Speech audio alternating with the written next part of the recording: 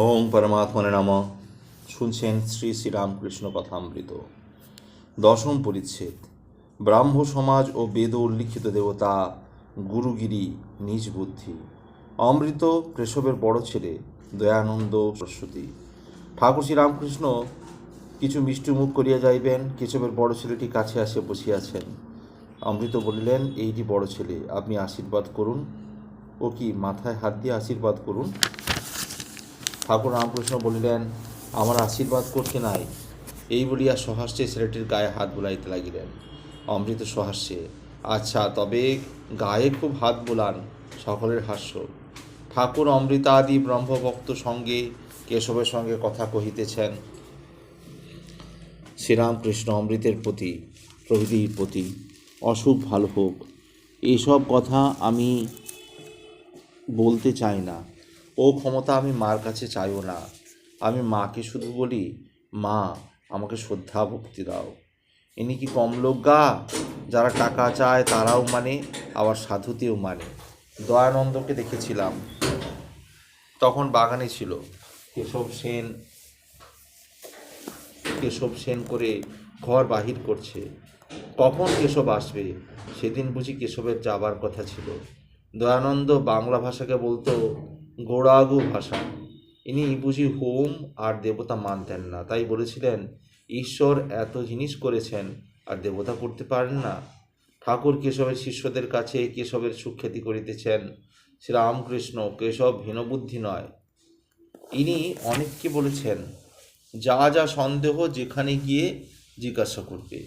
আমারও স্বভাবেই। আমি বলি, ইনি আরও কোটি গুণে বাড়ুন। আমি মান নিয়ে কি করব?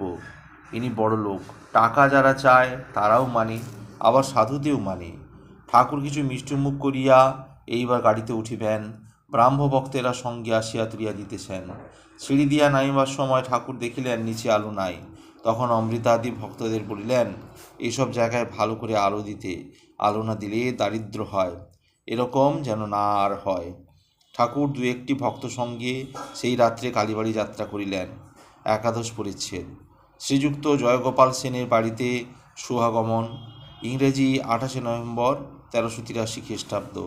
আজ বেলা 4টে-5টার সময় শ্রীরামকৃষ্ণ শ্রীযুক্ত কেশবচন্দ্র সেনের কমলকুটির নামক বাড়িতে গিয়াছেন। কেশব পীড়িত, শীঘ্রই মর্তধাম ত্যাগ করিয়া যাইবেন। কেশবকে দেখিয়া রাত্রি 7টার পর মাথা খসা গলিতে শ্রীযুক্ত জয়গোপালের বাড়িতে কয়েকটি ভক্ত সঙ্গে ঠাকুর আগমন করিয়াছেন। ভক্তেরা কত কি ভাবিতেছেন। ঠাকুর দেখিতেছি নিশিদিন হরিপ্রেমে বিভল। বিবাহ করিয়াছেন, কিন্তু ধর্মপত্নীর সহিত এইরূপ সংসার করেন নাই। ধর্মপত্নীকে ভক্তি করেন, পূজা করেন, তাহার সহিত কেবল ঈশ্বরীয় কথা কহেন, ঈশ্বরের গান করেন, ঈশ্বরের পূজা করেন, ধ্যান করেন। মাইক কোনো সম্বন্ধই নাই। ঈশ্বরী বস্তু আর সব অবস্তু। ঠাকুর দেখিতেছেন, টাকা, ধাতু দ্রব্য, ঘটি বাটি স্পর্শ করিতে পারেন না। স্ত্রীলোককে স্পর্শ করিতে পারেন না। স্পর্শ করিলে শিঙি মাছের কাঁটা ফোটার মতো সেই স্থান ঝনঝন কনকন করে। টাকা সোনা হাতে দিলে হাত তেউড়ে যায়, বিকৃত অবস্থা প্রাপ্ত হয়, নিঃশ্বাস রুদ্ধ হয়, অবশেষে ফেলিয়া দিলে আবার পূর্বের ন্যায় নিঃশ্বাস বহিতে থাকে। ভক্তেরা কত কি ভাবিতেছেন। সংসার কি ত্যাগ করিতে হইবে? পড়াশোনা করিবার প্রয়োজন কি? যদি বিবাহ না করি, চাকরি তো করিতে হইবে না। মা বাপকে কি ত্যাগ করিয়া যাইতে হইবে? আমি আর কি বিবাহ করিয়াছি, সন্তান হইয়াছে, পরিবার প্রতিপালন করিতে হইবে? আমার কি হইবে? আমারও ইচ্ছা করে নিশিদিন হরিপ্রেমে মগ্ন হইয়া থাকি। শ্রীরামকৃষ্ণকে দেখি আর ভাবি, কি করিতেছি? ইনি রাত দিন তৈলধারার ন্যায় নিরবিচ্ছন্ন ঈশ্বর চিন্তা করিতেছেন, আর আমি রাত দিন বিষয় চিন্তা করিতে ছুটিতেছি। একমাত্র ইহারাই দর্শন, যেন মেঘাচ্ছন্ন আকাশের এক স্থানে একটু জ্যোতি। এখন জীবন সমস্যা কিরূপে পূরণ করিতে হইবে উনি তো নিজে করে দেখলেন, তবে এখনও সন্দেহ। ভেঙে বালির বাঁধ পুরাই মনের স্বাদ। সত্য কি বালির বাঁধ? যদি তার উপর সেরূপ ভালোবাসা আসে, আর হিসাব আসবে না। যদি জোয়ার গাঙে জল ঢুকে, কে রোধ করবে? যে প্রেমোদয় হওয়াতে শ্রী গৌরাঙ্গ কৌপিন ধারণ করেছিলেন, যে প্রেমে ঈশা অনন্য চিত্তে হয়ে বনবাসী হয়েছিলেন, আর প্রেমময় পিতার মুখ চেয়ে শরীরত্যাগ করেছিলেন। যে প্রেমে বুদ্ধ রাজভোগ ত্যাগ করে বৈরাগী হয়েছিলেন, সেই প্রেমের এক বিন্দু যদি উদয় হয়, এই অনিত্য সংসার কোথায় পড়ে থাকে? আচ্ছা, যারা দুর্বল, যাদের সে প্রেমোদয় হয় না, যারা সংসারী জীব, যাদের পায়ে মাথায় বেড়ি, তাদের কি উপায়? দেখি এই প্রেমিক বৈরাগী কি বলেন।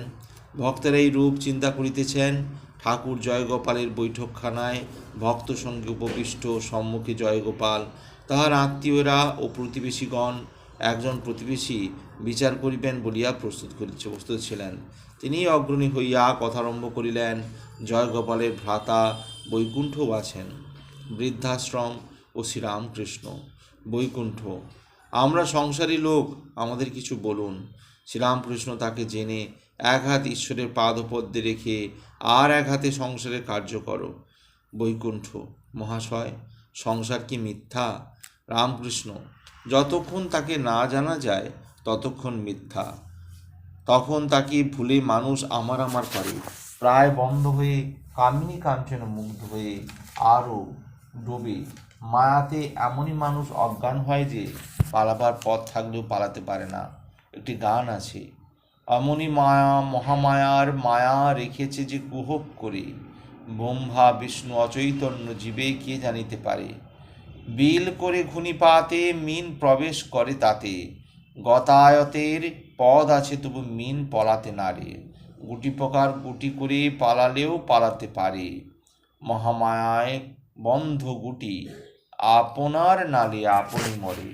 তোমরা তো নিজে নিজে দেখেছো সংসার অনিত্য।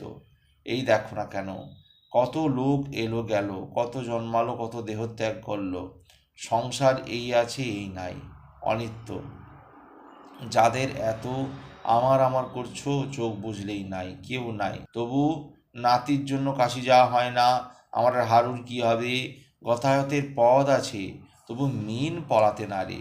গুটি পোকা আপন নালে আপনি মরে। এইরূপ সংসার মিথ্যা, অনিত্য। প্রতিবেশী মহাশয়, এক হাত ঈশ্বর আর এক হাত সংসারে রাখবো কেন? যদি সংসার অনিত্য, এক হাতি বা সংসারে দেব কেন? শ্রীকৃষ্ণ: তাকে জেনে সংসার করলে অনিত্য হয়। গান শোনো: মনরে কৃষি কাজ জানো না, এমন মানব জমিন রইল প্রতীত, আবাদ করলে ফলতো সোনা। কালী নামে দাওরে বেড়া, ফসলে তছরূপ হবে না। সে যে মুক্ত কেশির শক্ত বেড়া, তার কাছেতে জম ঘেঁষে না। অদ্য কিংবা শতাব্দীতে বাজাপ্ত হবে জানো না। এখন আপন এক তারে মনরে, চুটিয়ে ফসল কেটে নে না।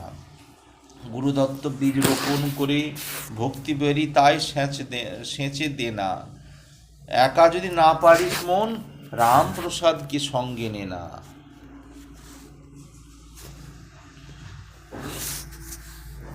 দ্বাদশ পরিচ্ছেদ: গৃহস্থাশ্রমে ঈশ্বর লাভ উপায়। রামকৃষ্ণ: গান শুনলে?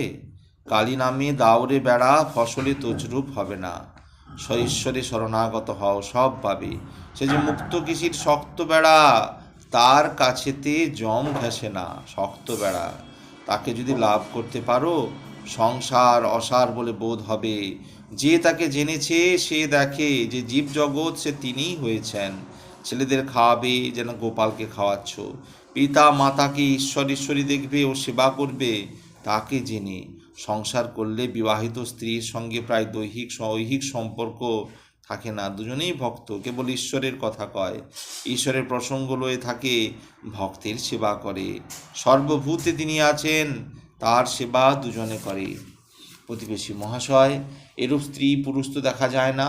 শ্রীরামকৃষ্ণ: আছে, অতি বিরল। বিষয় লোকেরা এদের চিনতে পারে না। তবে এরূপটি হতে গেলে দুজনের ভালো হওয়া চাই। দুজনে যদি এই ঈশ্বর আনন্দ পেয়ে থাকে, তাহলে সেটি সম্ভব হয়। ভগবানের বিশেষ কৃপা চাই, না হলে সর্বদা অমিল। একজনকে তফাৎ করে থাকতে যেতে হয়। যদি না মিল হয় তাহলে বড় যন্ত্রণা। স্ত্রী হয়তো রাত দিন বলে, বাবা কেন এখানে বিয়ে দিলে? না খেতে পেলুম, না বাচ্চাদের খাওয়াতে পারলুম, না পড়তে পেলুম, না বাচ্চাদের পড়াতে পেলুম, না একখানা গয়না। তুমি কি আমায় সুখে রেখেছ? চোখ বুজে ঈশ্বর ঈশ্বর করছেন, ওসব পাগলামি ছাড়ো ভক্ত। এইসব প্রতিবন্ধক আছে, আবার হয়তো ছেলেরা অবাধ্য, পরপর কত আপদ আছে, তবে মহাশয় উপায় কি? রামকৃষ্ণ, সংসারে থেকে সাধন করা বড় কঠিন, অনেক ব্যাঘাত, তা আর তোমাদের বলতে হবে না।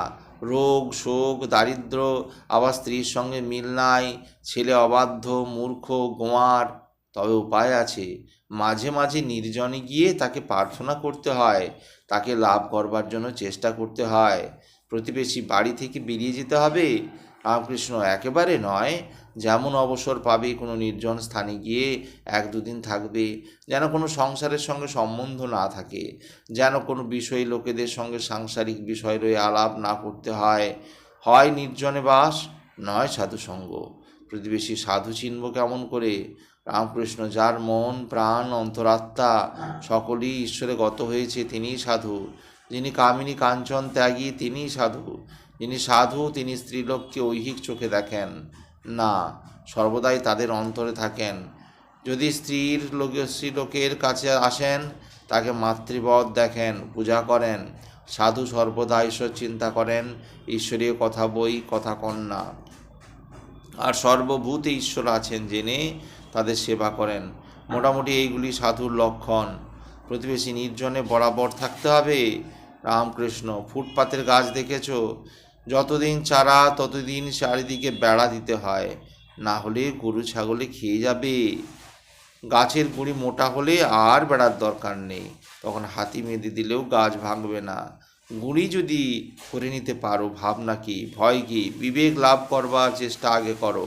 তেল মেখে কাঁঠাল ভাঙো, হাতে আঠা জড়াবে না। প্রতিবেশী বিবেক কাহাকে বলে? রামকৃষ্ণ, ঈশ্বরে সৎ আর সব অসৎ, আর বিচার, এই বিচার। সৎ মানে নিত্য, অসৎ মানে অনিত্য। যার বিবেক আছে সে জানে ঈশ্বরী বস্তু আর সব অবস্তু।